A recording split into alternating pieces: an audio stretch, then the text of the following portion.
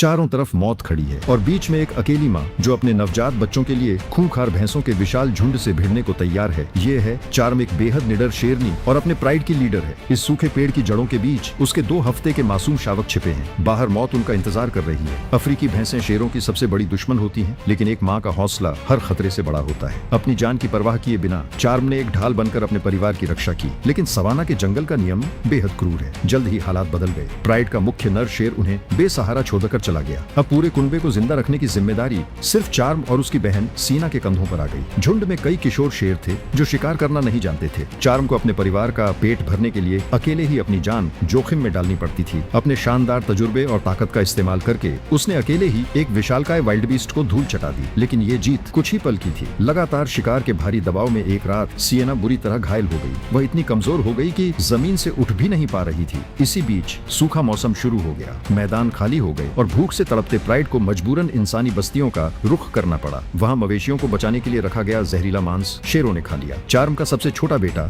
इस जहर का सबसे बड़ा शिकार बना। उसके पैर जवाब दे गए। एक माँ के लिए अपने तड़पते बच्चे को छोड़कर जाना दुनिया का सबसे दर्दनाक फैसला होता है, लेकिन बाकी परिवार को बचाने के लिए चार्म को ये भारी कीमत चुकानी पड़ती। कुछ ही समय बाद उसकी बहन सियना भी हमेशा के लिए इस दुनिया से चली गई। अंदर तक टूट चुकी चार्म ने फिर भी हार नहीं मानी। वक्त के साथ झुंड की युवा शेरनियों ने शिकार में उसका साथ देना शुरू कर दिया। ऐसा लगा कि यह परिवार फिर से संभल रहा है, लेकिन तभी अफ्रीका के सन्नाटे को चीरती हुई एक अनजान नर शेर की खौफनाक दहाड़ गूंज उठी। चार्म जानती थी कि यह दहाड़ किस तबाही का इशारा है। अब उसके सामने सिर्फ 2 रास्ते थे, या तो लड़कर मर जाना या अपना सब कुछ खो देना।